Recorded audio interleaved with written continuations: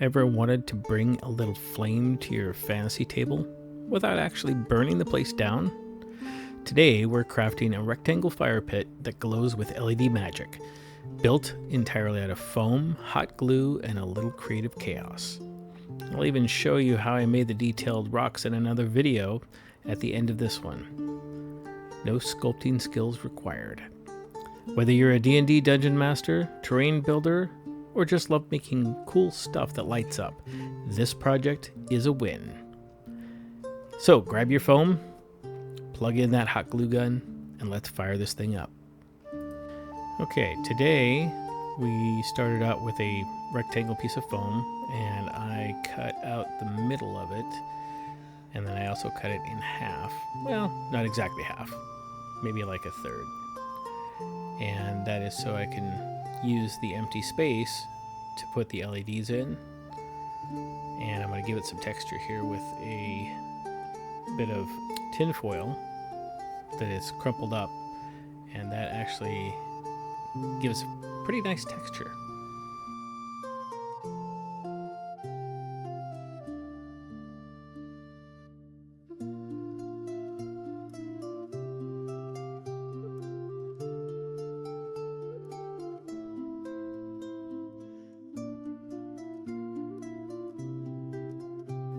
Here I am just making sure that the pieces line up, and so when I apply the texture that they match up.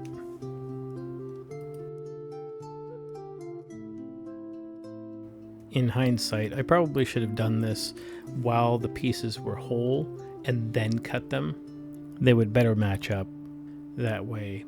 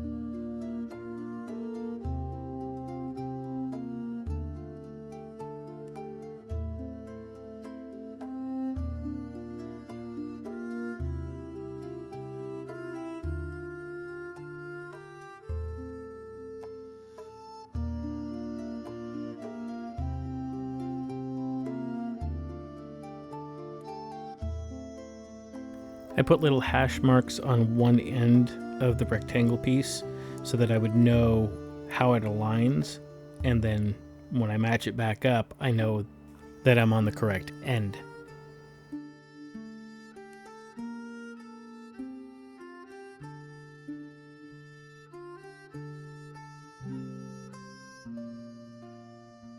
Here I'm marking a space for the wire to run down the middle, and that's where I will melt the foam and create this channel where the wires and the electronics will be placed. I'm also creating a space for the battery holder to sit in a recessed channel so that when it's complete, you can plug the battery in and it will be hidden.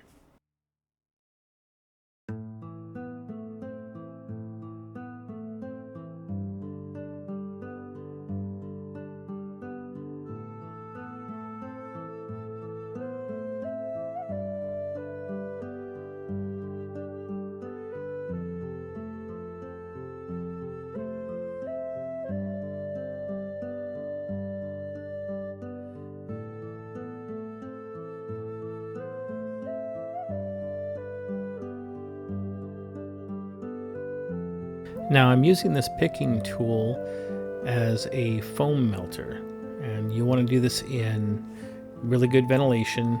You don't want to be breathing this stuff in. But I heat it up with a lighter, and then I use it while it's hot to melt a nice clean line down the foam. When it cools off, I just reheat it and repeat the process.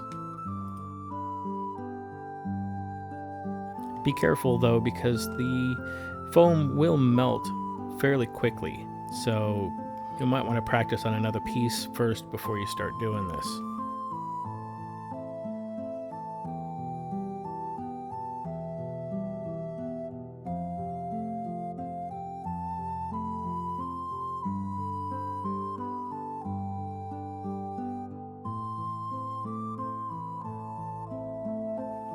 I'm going back through and making the channel wider because I know that the wire and the LEDs are going to be much bigger than the initial channel that I made.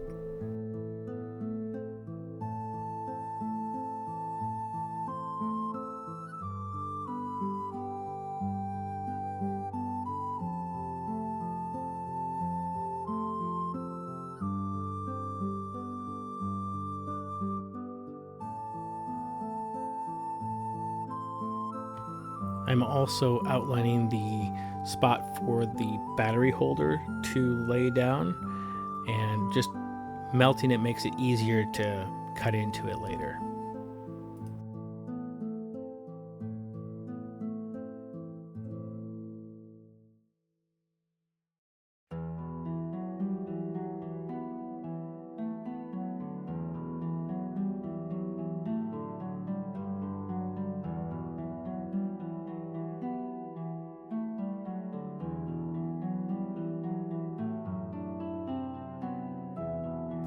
Now I'm creating an opening for the wires when they first come through for them to connect to the battery holder, and it'll make it a lot easier and smoother once I put it in place.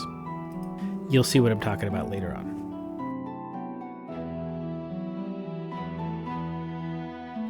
Now here I'm just using an X-Acto blade to cut at the depth that I want, which is probably about, I don't know, 1/8 of an inch or so, and it's about the thickness of the battery holder. I'm removing that material so that it has a place to sit and it will sit flat.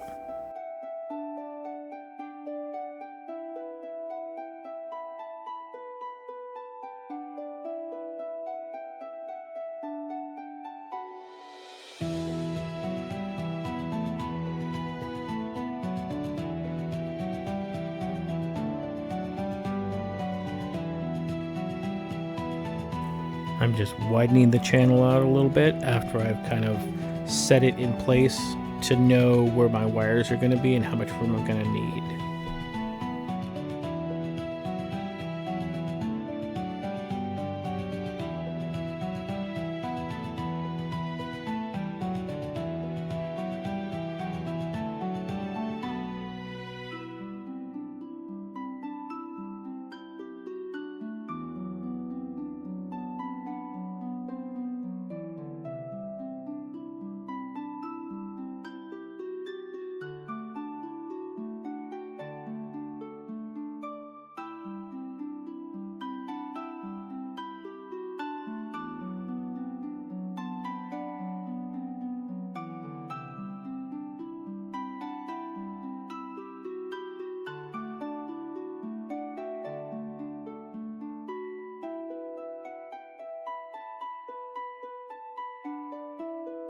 Now here I've got some 18 gauge wire, I believe, and I'm going to go ahead and strip that out and connect my first LED, test it.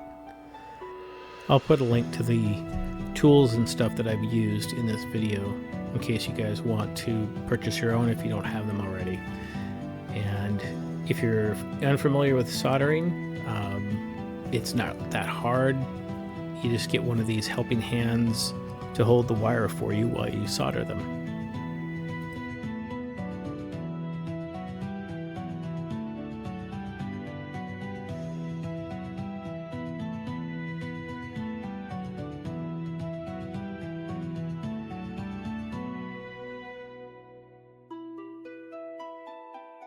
Here I'm pre-tinning the wire with solder, and I'll do the same with the connectors on the battery holder, and that way when I meet the two up, they actually solder and come together and bond better.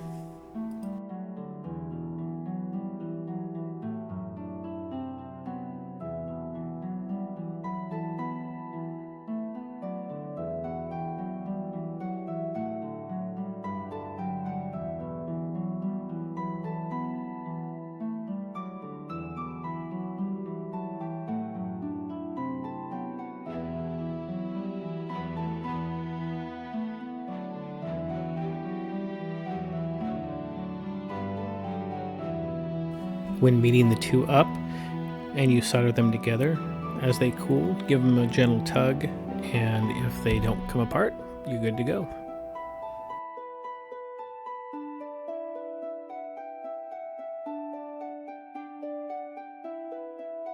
Now I'm separating the two wires because I know that I'm going to be cutting into them, resoldering them over and over again.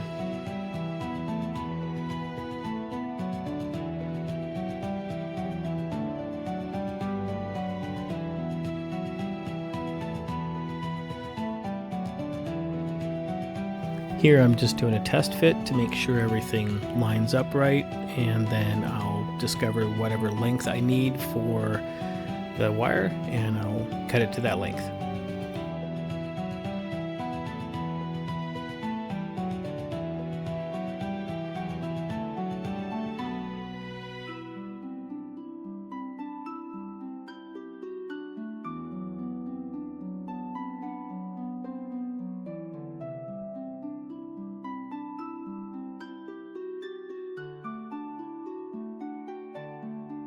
Alright, stripping the end of the wires here to connect my first LED.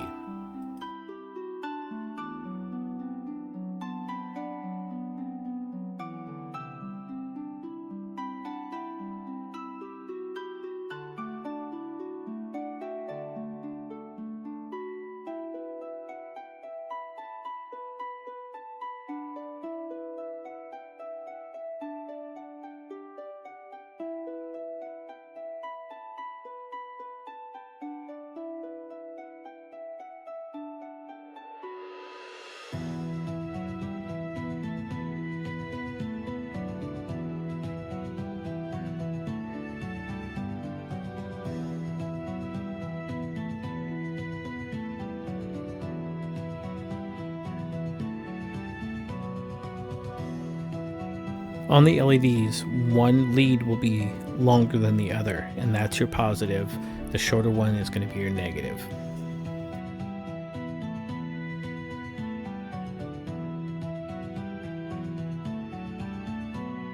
On this particular one, I bent the negative lead out and made it obvious that that is the negative. Later on, I'm going to reverse that and do the positive. Normally, I would do the positive as a bent so that I know which one's which.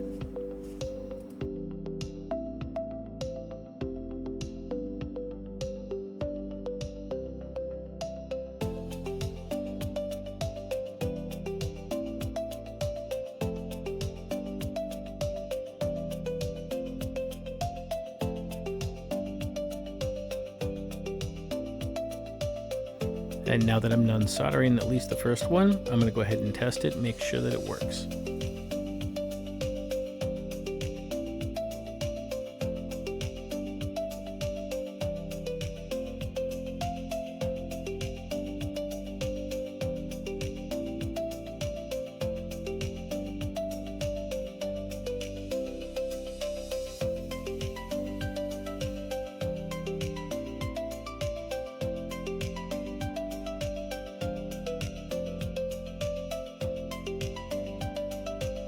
Even though you can't see this on camera, the first LED is going to be the farthest one out, and then I'm taking a pencil and just making little marks of where I want the next three to go.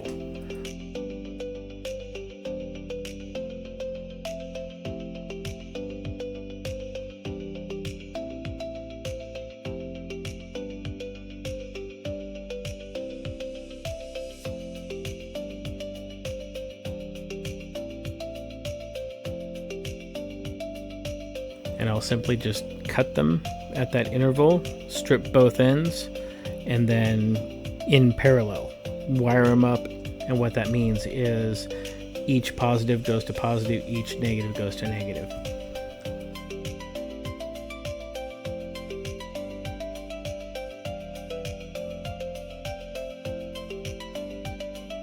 Now, because these LEDs are clear, I don't know which one's which.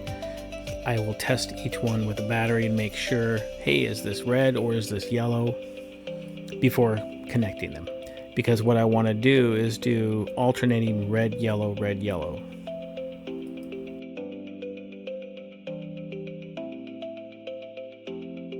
These LEDs are a flickering LED, which means that they will randomly dim and go bright and dim and then go bright. It's a really cool effect, and I'll put a link in the description on where you can get these. They're actually not that expensive.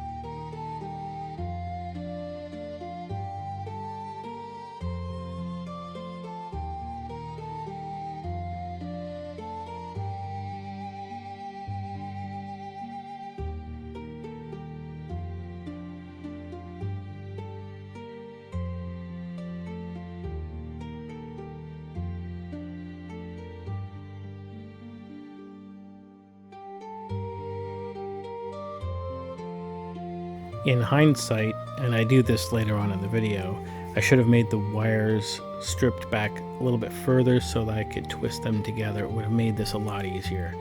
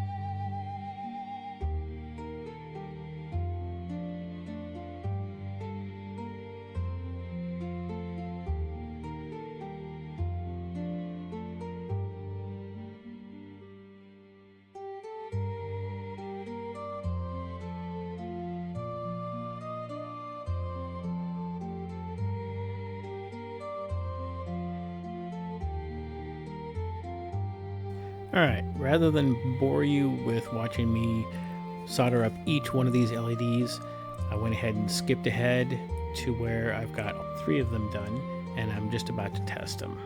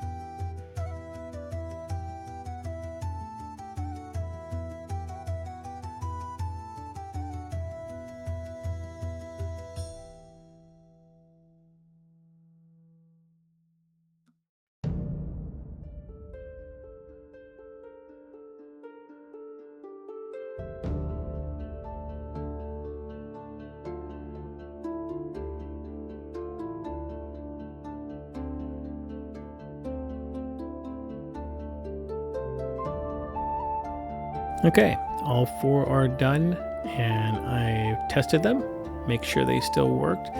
Now I get to glue them in place.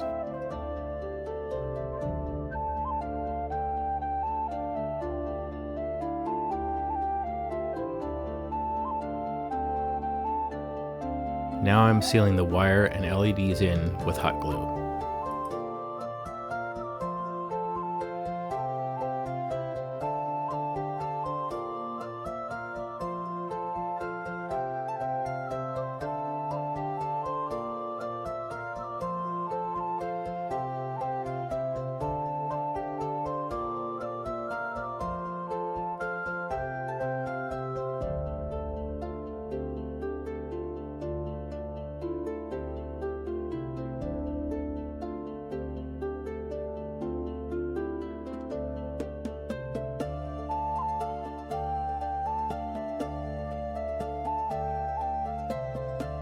Here you can see that the battery holder is actually too short, so I'm going to move it in a little bit. I'm going to carve a space for it, and you just modify as you go.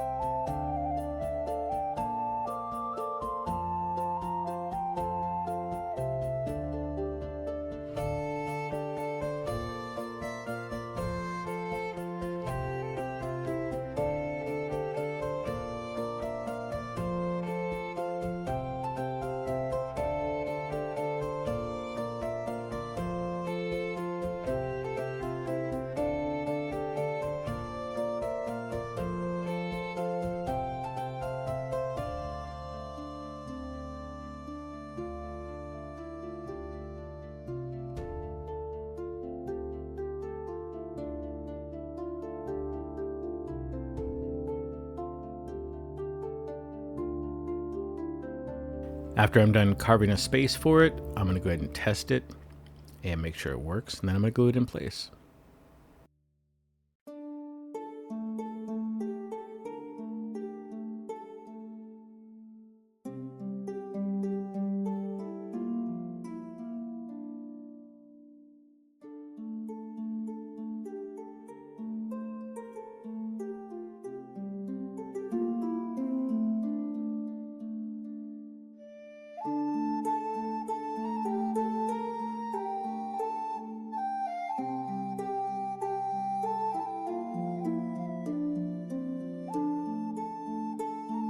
So while doing this, because I had to shorten the battery holder, I noticed that the battery will be in there too far for me to get out easily. So I'm going to go ahead and measure this out, cut it, and shorten it up a little bit.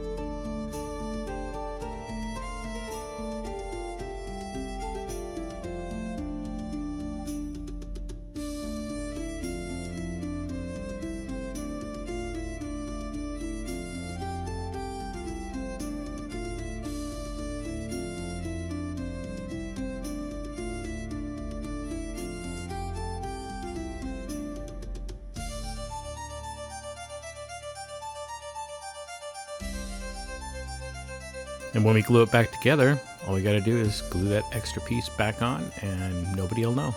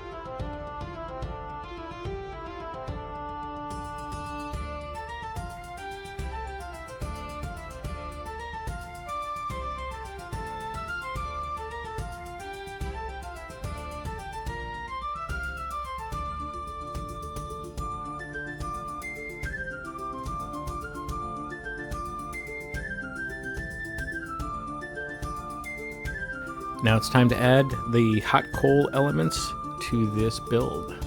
First, we're going to take some hot glue, obviously, put it down, and then we're going to sprinkle on some effects to make it look a little bit more like hot coal.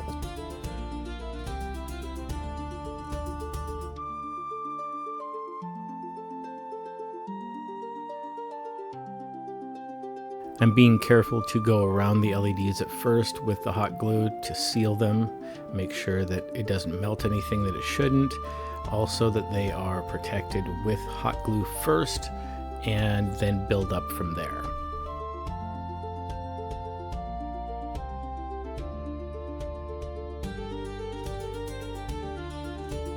Once the glue dries, it's actually going to diffuse the light a little bit, which will help with the effect.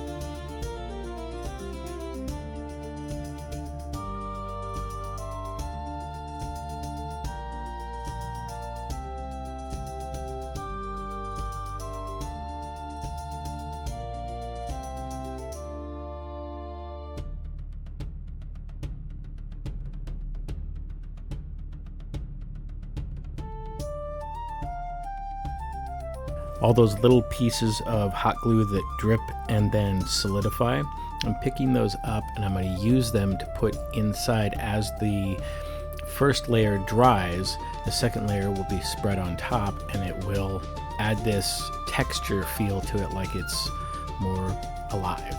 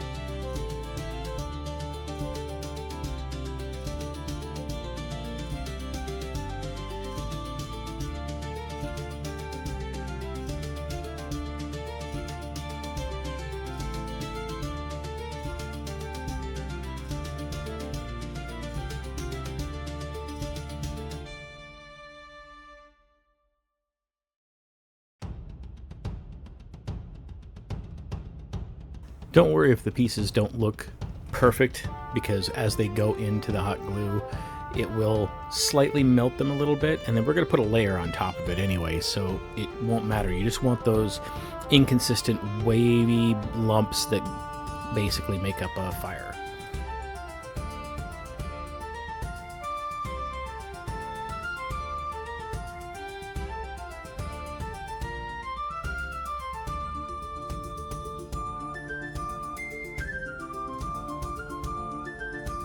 Off camera, I made more glue dots so that I can add more of them to the fire.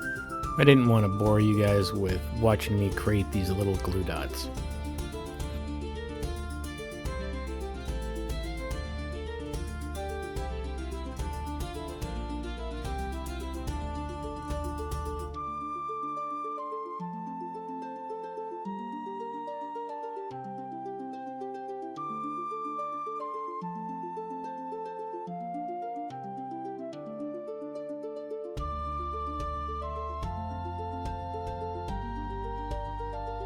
All right, we're finished adding those, and then we're going to go ahead and seal them with another layer of hot glue, and that will help fill in the gaps.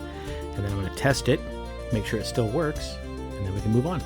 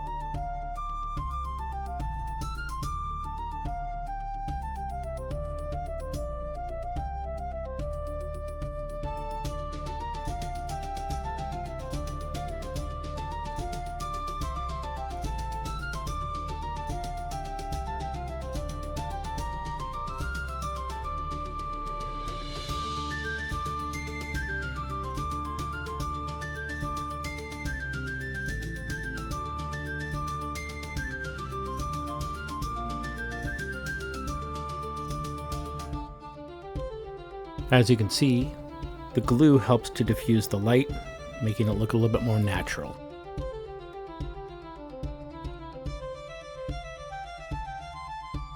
Now I'm going to add a little bit more texture with this. I'm going to put down a little bit of hot glue and spread some rock terrain material to make it look more like ashes.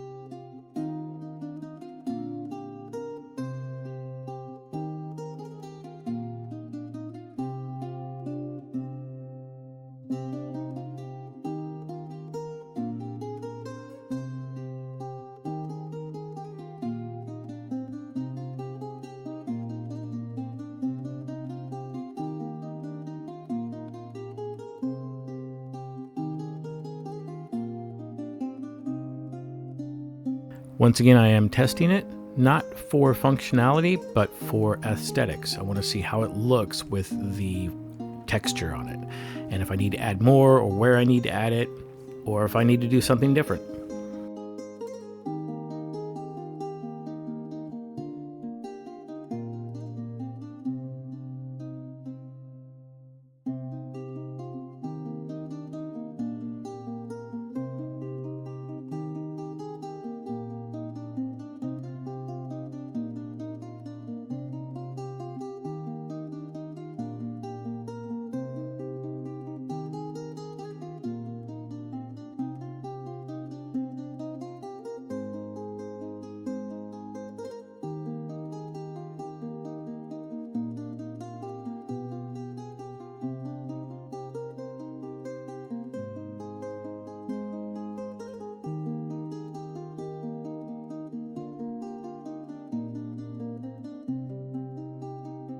Alright, now it's time to gussy it up a little bit. And I'm going to make the sides look more like cobblestone. So I'm going to glue some cobblestone to the sides here, or glue cobblestone, quote unquote. And we'll see how it looks.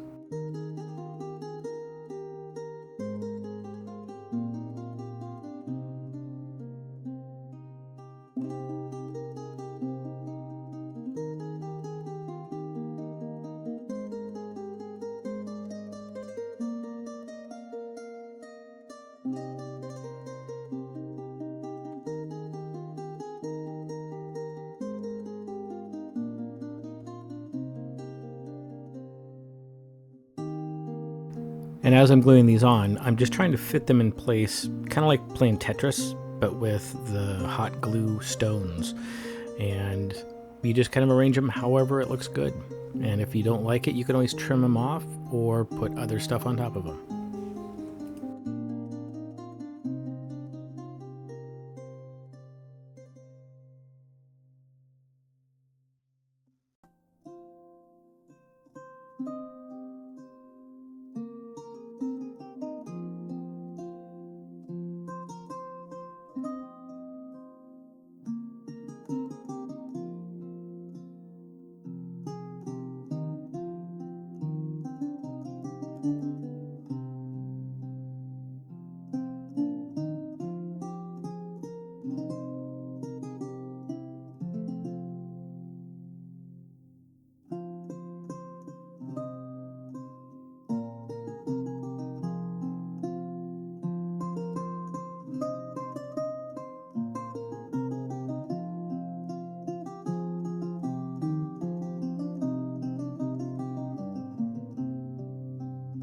Now for the battery area, I'm going to try and hide it the best I can. Obviously you can't hide it completely, but I'm going to go ahead and put some glue around it, and I'm going to put some stones that I think will work.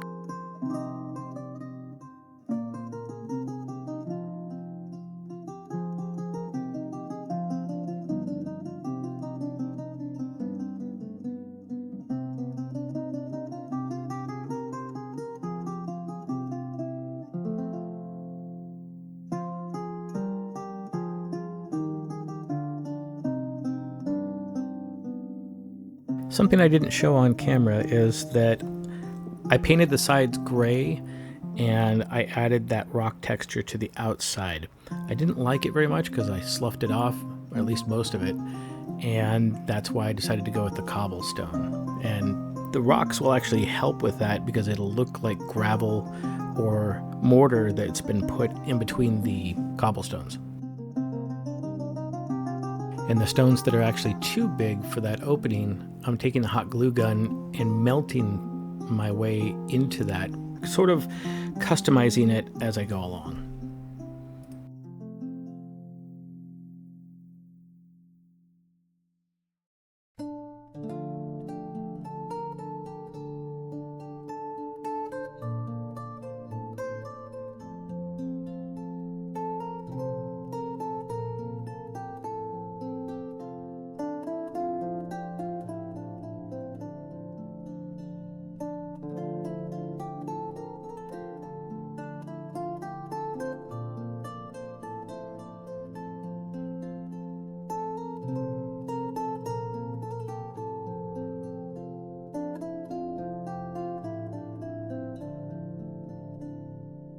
Alright, let's get to painting. I'm going to use the Apple Barrel brand at Walmart, and I'm going to use red for this so that I can get a nice coal looking red at the base of this.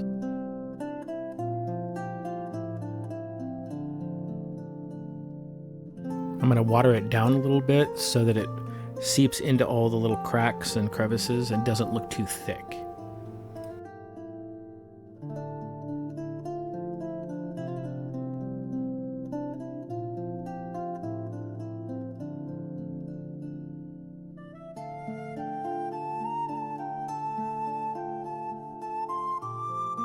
And I'm just going to dab it in because there's no need to brush it on.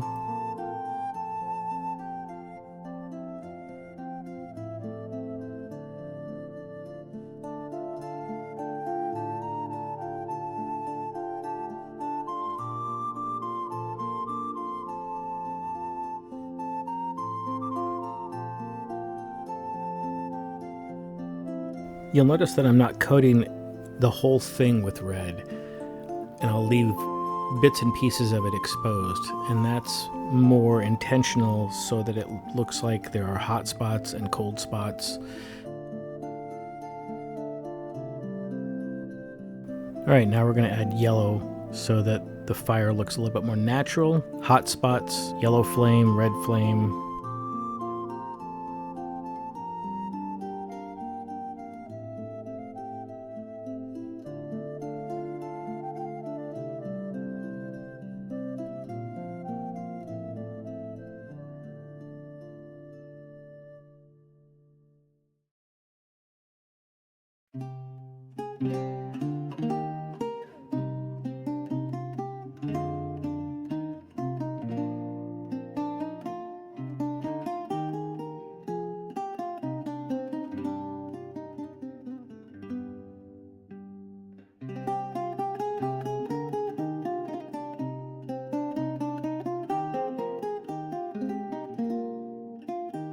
You don't want to overdo it with the yellow, just sparse here and there spots, and it will look more natural that way.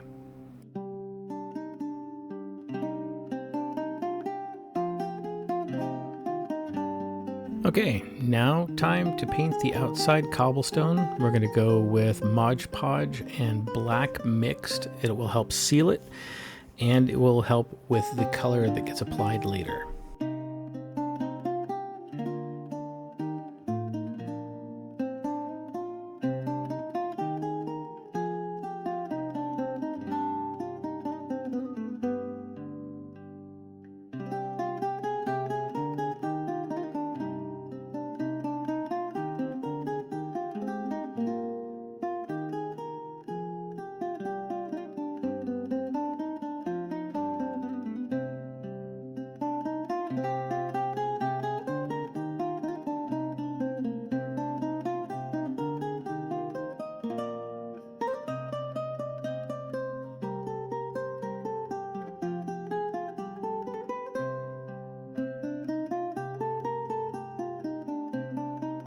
Now for the top, I'm just going to go ahead and dot the outside of it just sparsely because there's gray behind it already, and it'll make it look a little bit more dirty and worn.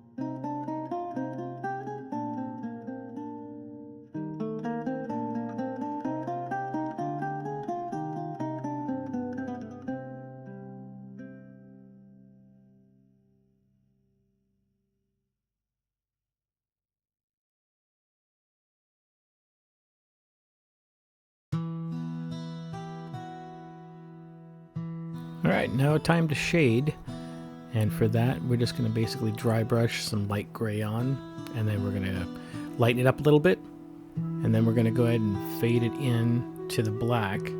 This will help with light and shadow and make it look more realistic.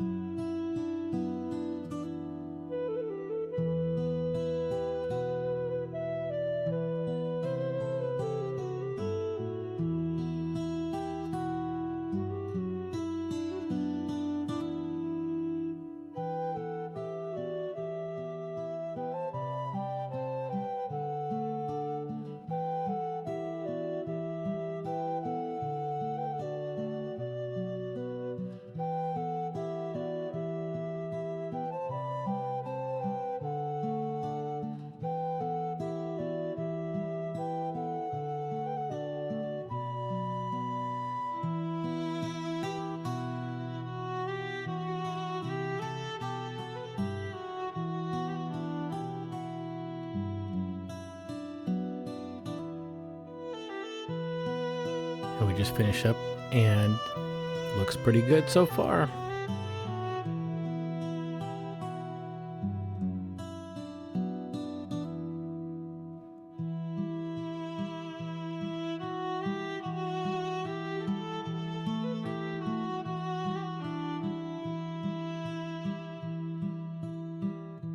I think it needed a little something more, so I'm going to add some moss effects to this.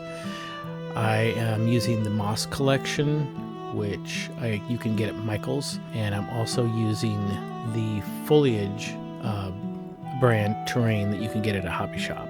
I'll put links down below. I think you can get these both on Amazon. Okay, now I'm just taking a little bit of hot glue, and I've taken some pieces of moss, set them to the side, and as I apply the glue, I'm just sticking the moss on. It's really simple.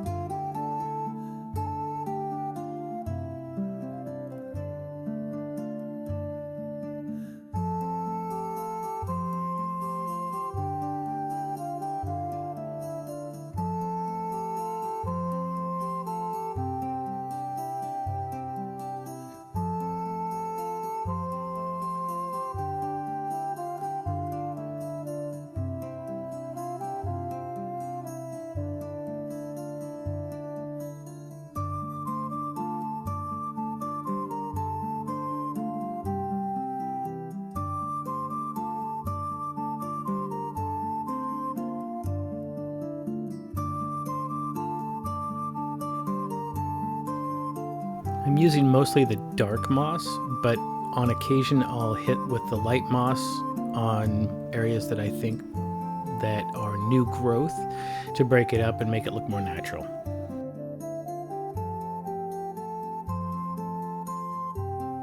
The top didn't have enough texture in my opinion, so I added a little bit of hot glue and some different style texture, which I got at a Goodwill store or a antique store, I can't remember which, but it looks like pewter and I thought it might go really well there. It might kind of look like ash.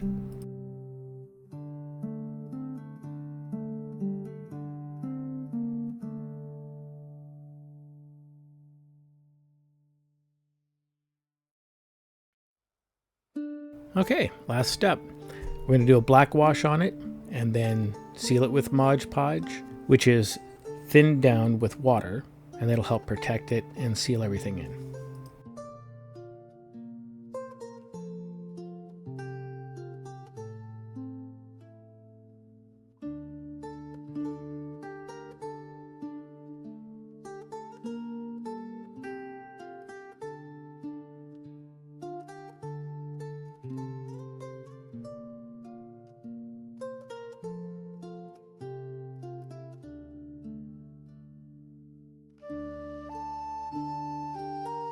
There you have it, one finished fire pit. If you like what you saw and you enjoyed the content, go ahead and like and subscribe and comment down below and maybe give me some ideas for some other videos. Thanks for watching.